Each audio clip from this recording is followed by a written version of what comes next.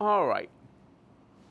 You know, one of the bigger names in boxing these days is Eddie Hearn, who runs Matchroom Sports and promotes all over the world, especially a big event recently at Tottenham Hotspur Stadium in London.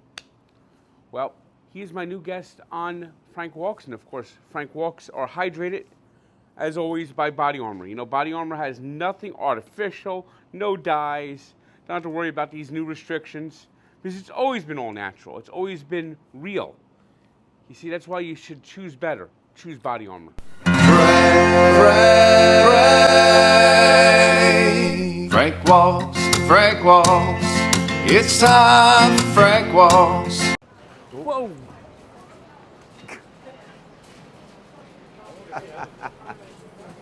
I mean, I almost got taken out by Amazon. Bit rude around here, Frank, aren't they? I almost got taken out by Amazon.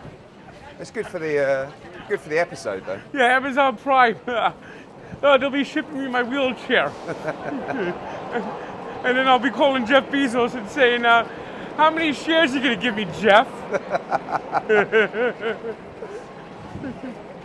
Hopefully I get enough shares so I can buy the Dolphins. Yeah. All right, Eddie. Yo. Now, what's been going on in boxing? Now, you've been promoting some big events lately. Yeah, boxing's going crazy, Frank, to be honest with you. Like, there's always been this kind of debate about boxing and MMA. Like, what's hot, what's not, you know? And I think with the Saudis coming in, this weekend we're closing down Times Square for a big event. And last weekend, we had 65,000 people at Tottenham Hotspur Stadium. You're one of your favourite stadiums, I think, Frank. You know, won't go there, will we? Tottenham. Yeah. So I think boxing's hot. Every sport is cyclical, right? You know, like Yeah. some sports come and go, but right now boxing's hotter than it's ever been. I mean, you have one of the biggest names in Anthony Joshua. Correct. Yeah. The big heavyweight. I mean, he's filled out Wembley Stadium a couple of times, Tottenham Stadium himself. But you know, I think in every market you've got the big names, and like I said, like I feel like MMA had their time. UFC's still huge, but right now boxing seems to be ruling the narrative, ruling the conversation, the digital airwaves, and we're seeing the best fight the best, and I think any sports fan wants to see that, you know. Now, boxing had its difficulties over the last few years, but it seems like it is making a comeback. Who are the big stars today? I mean, Canelo Álvarez over here in America, right? The big Mexican undisputed champion. He's right up there. Always does big numbers. Ryan Garcia coming through. Devin Haney, Gervonta Davis, Jaron Boots Ennis, Shakur Stevenson. You've got some great fighters in America right now. In the UK, you've got the two big guys, Anthony Joshua and Tyson Fury. They're the big names. But what we're seeing is the best fighting the best at the moment. So you saw Alexander Usyk fight Tyson Fury for the undisputed heavyweight world championship. Bivol fought Beterbiev for the undisputed light heavyweight championship.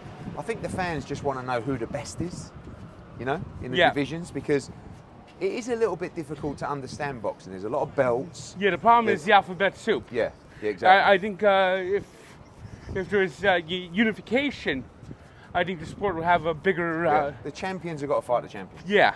You know? And it seems it doesn't happen enough. I agree. The alphabet soups have always been a major problem. Yeah. So, I saw that you had a big event one time.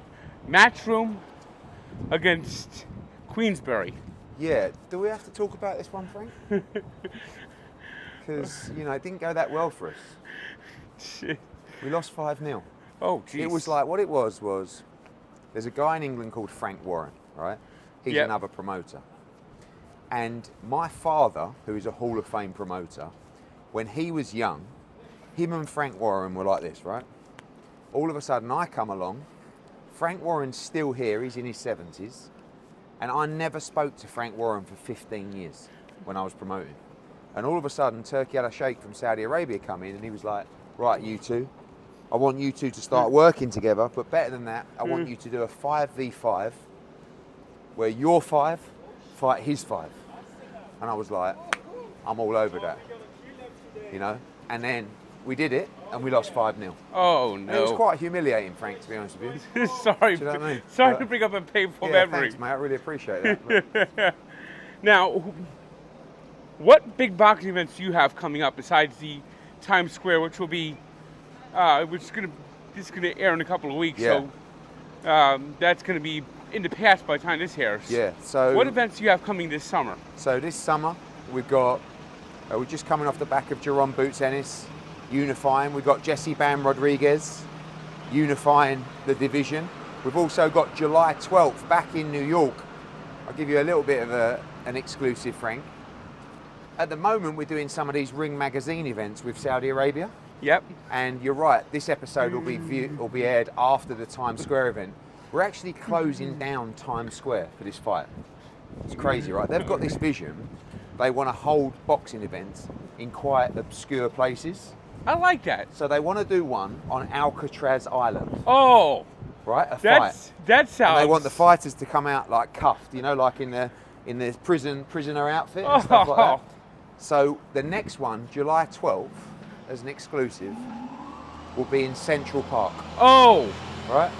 So they're going to close down Central Park, and they're going to do the fights in Central Park. that sounds like a It's fantastic mad, like no event to fans. see. This is a crazy thing. So it's just invite only. But I think for a TV spectacle, people can really, are really enticed to tune in, you know? And actually, I'll tell you another thing they did at our show on Saturday. What do you think of this, Frank, right? So they had no ring card girls, right? You know the girls who Yep. put this, right? What they had instead was lookalikes, right? So all of a sudden, they come out for the first round.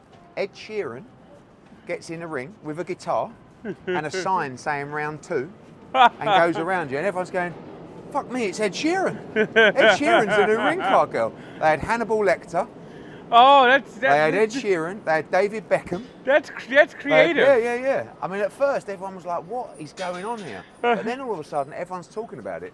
You know, it's going viral. Like, these guys are smart people. You gotta find next time you're in London. You gotta find a lookalike of the king. Yeah, I know. Charles. Get King Charles in there. Yeah. Get Prince William in there. Exactly. Oh, I like I like that. That's something inventive, creative. Now I also see that you run darts, Yeah. and got- New York, America's not that big for darts, but when they have the events, Yeah. they're electric. I was at the darts event a couple of years ago at the Hulu Theater at Madison Yeah, Square yeah. Garden, and that's coming up again at the end of June. Yeah. So I've got to tell you, darts is massive, right? In the UK right now, darts dwarfs boxing. Right, we are selling out every arena in the UK.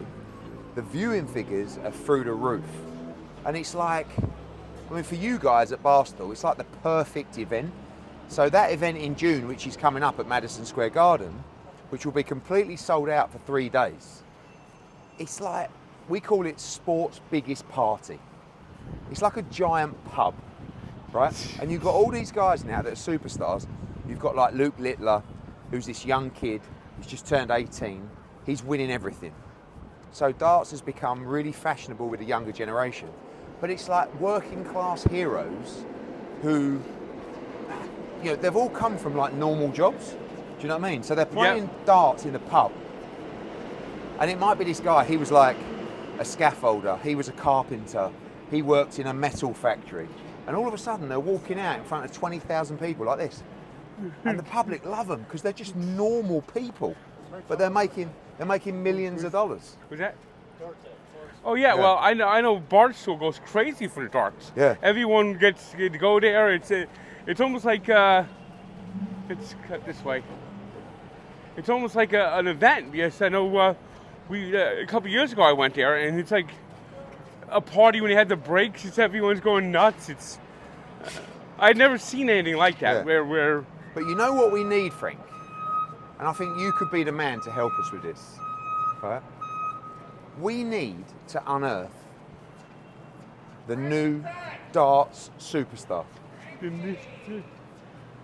The new darts The new US darts superstar, right? Because right now, all these people in America are watching darts, but they're watching Brits, Yeah. they're watching Germans, they're watching Australians, right?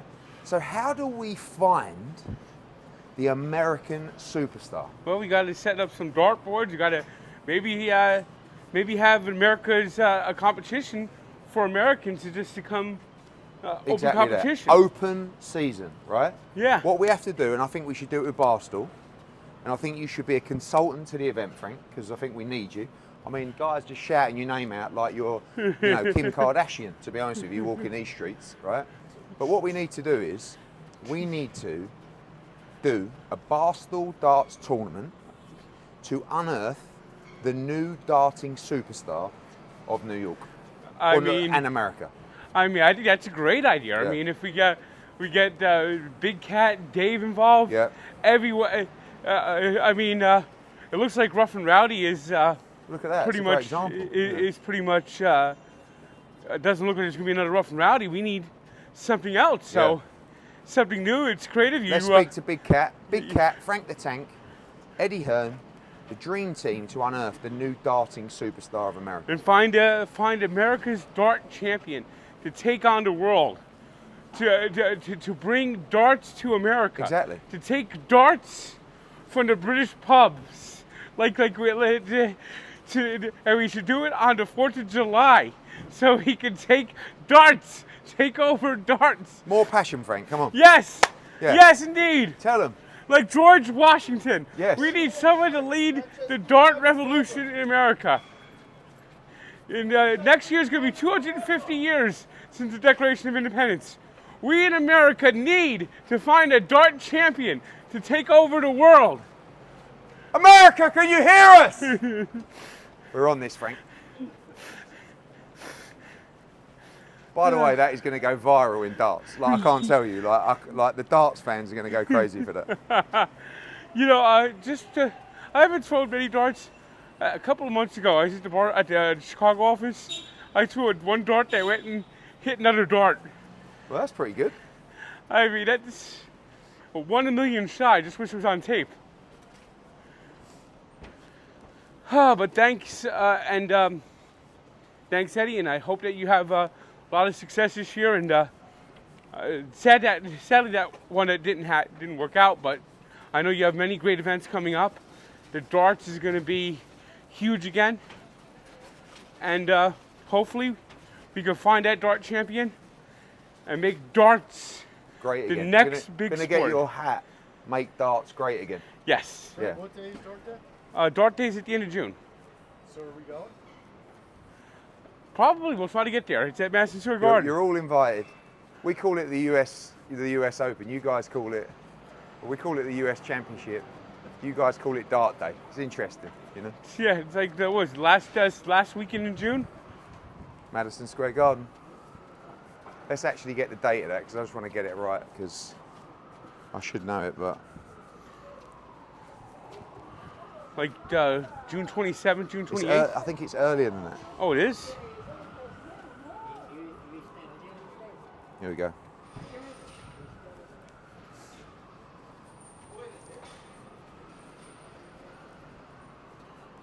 Oh, you're right. God, Frank knows it better than me.